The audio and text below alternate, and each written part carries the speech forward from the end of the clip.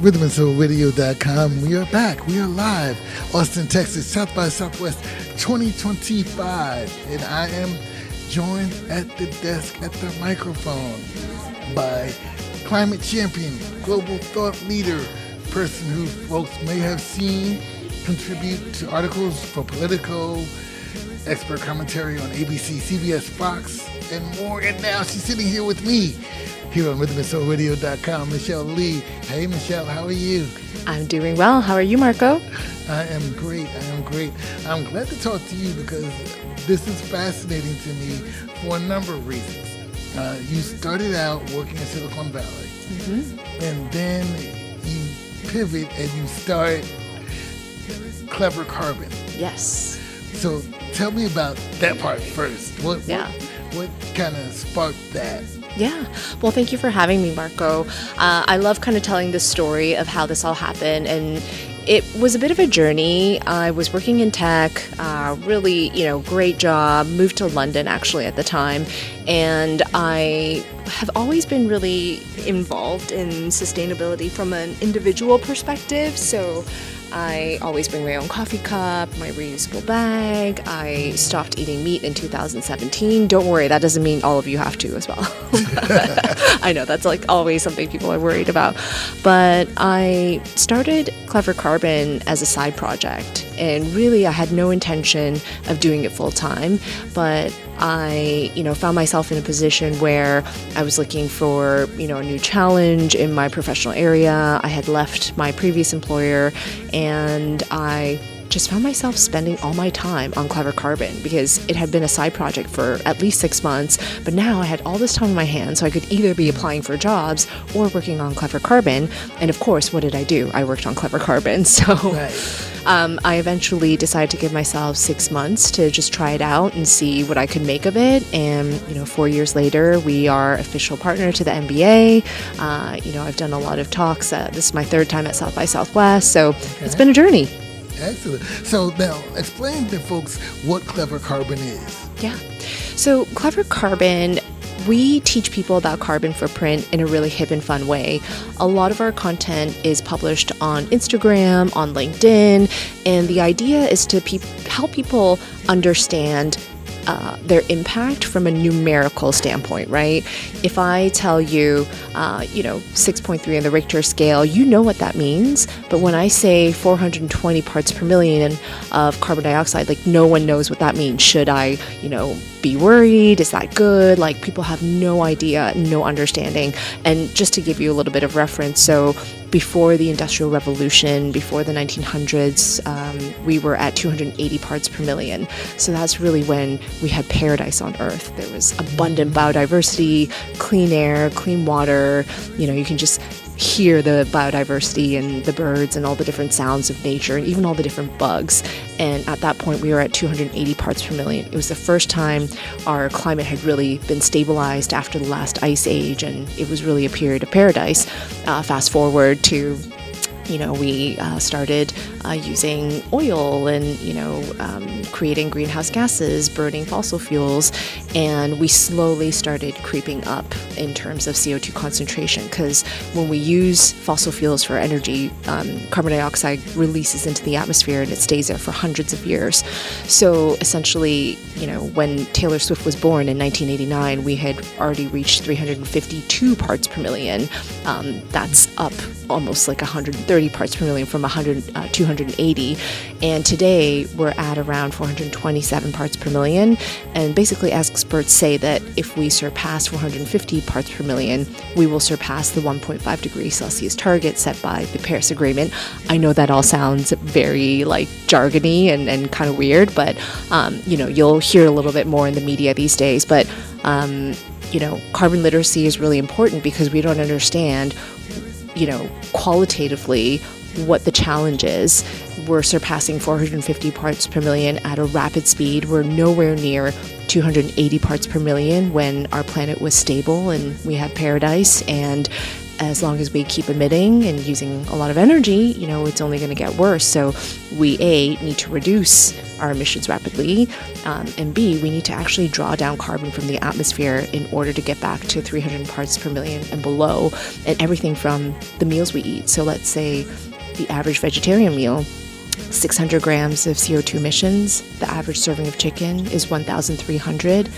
Beef is 7,700, right? So just understanding that, understanding what is parts per million, I think is fundamental to us actually coming up with solutions. I'm starting to feel kind of bad.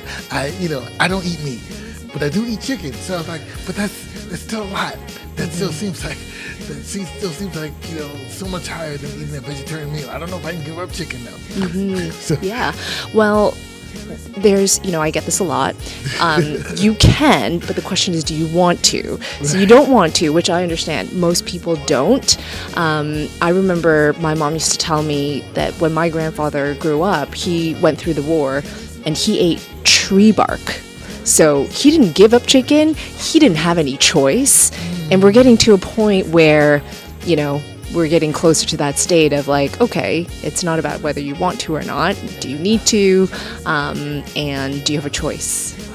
Wow. So there's a couple conversations within this, because there's, carbon emission, but then there's the larger climate change conversation that this is within. So, and climate change is more and more a hot button issue, whether it's Washington, whether it's state government, etc.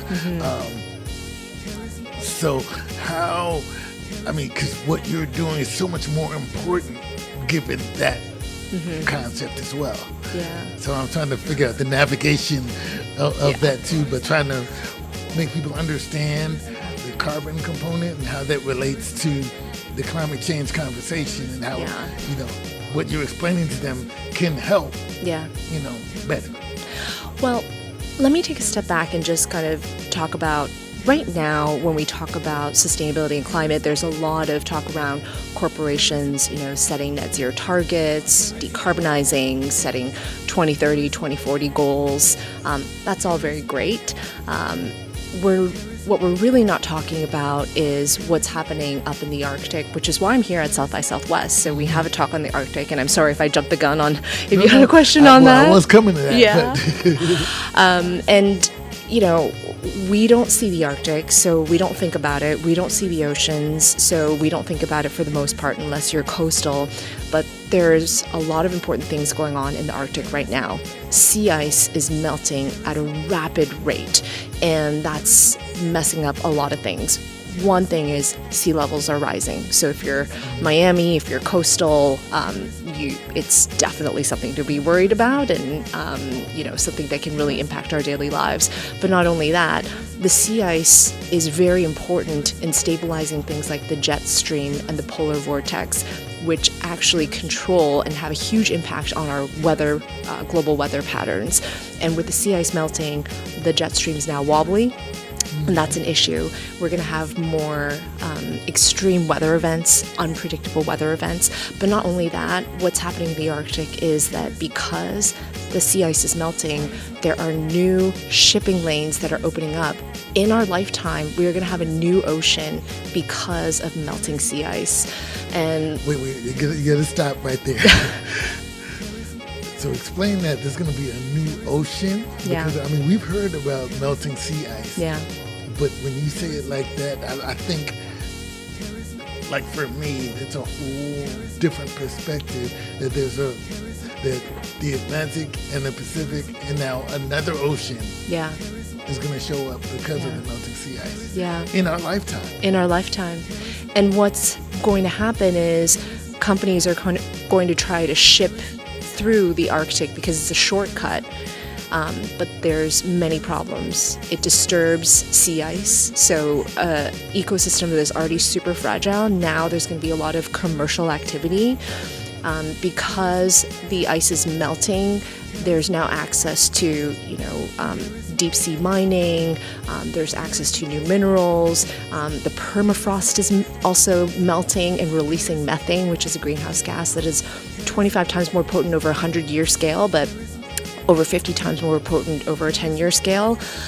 So we're in very big trouble. And there's also a geopolitical tension for resources in the area. Like, why is everyone talking about Greenland all of a sudden? You know, why China is not an Arctic nation, but why do they want to be a part of that? So it was so important to bring the topic of the Arctic to South by Southwest, to an audience of creatives and corporates, because there are things that corporations can do. So for example, I just learned yesterday from our panel that Nike has signed an agreement where they won't ship any of their goods through the Arctic, right? Now, if companies can sign that, they can sign things around not using minerals that are derived from Arctic sources. And there's many other things that can be done, but we don't talk about the Arctic. It is a place traditionally of peace and cooperation, and that is not the case anymore, and all of us need to be very worried. Absolutely. You mentioned this is your third time here at South by, and you keep coming back because you feel the importance of this is the audience to share the message? 100%. So the first year I came to South by Southwest, I was a speaker myself. So I was representing Clever Carbon, and we were talking about the future of consumer brands and carbon literacy. Because Clever Carbon, we raise carbon literacy, but there are brands out there like Just Salad. There's a Brazilian brand called Panties, and everyone knows Allbirds. They carbon label. So just like you have nutrition labels, you have carbon labels, so people can understand the impact on the carbon side of what they're buying, which is hugely helpful for transparency and accountability. So the first time I came to South by Southwest, we had a panel on that. Now, the second time I came back, I decided to start bringing more fringe topics, but very important topics. So the second time I came, I moderated a panel on marine carbon dioxide removal. Today, in the carbon dioxide removal space, we call it CDR, a lot of people are talking about terrestrial-based solutions, things like biochar, direct air capture, lots of, enhanced rock weathering. Those are all sort of land-based solutions, but our planet is 30% land and 70% oceans, but no one is talking about oceans.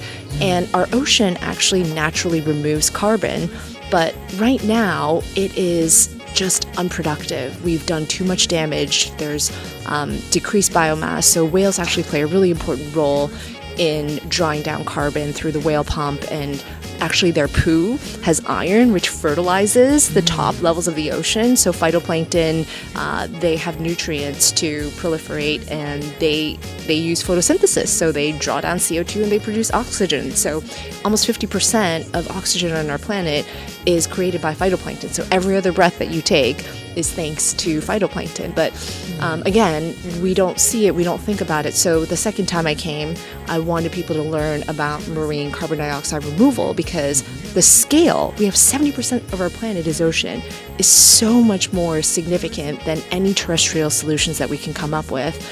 And then this third time was really, the Arctic, because my personal journey with the Arctic was a couple of years ago.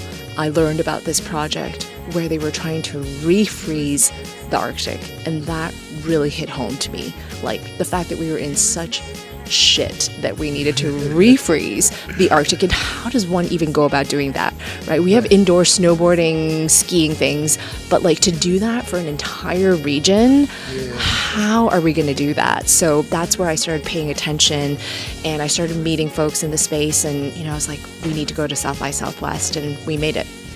And it seems like there are so many topics. It seems like you'll have to come back, and I guess the goal is to not have to come back to share, the dangers of what's going on.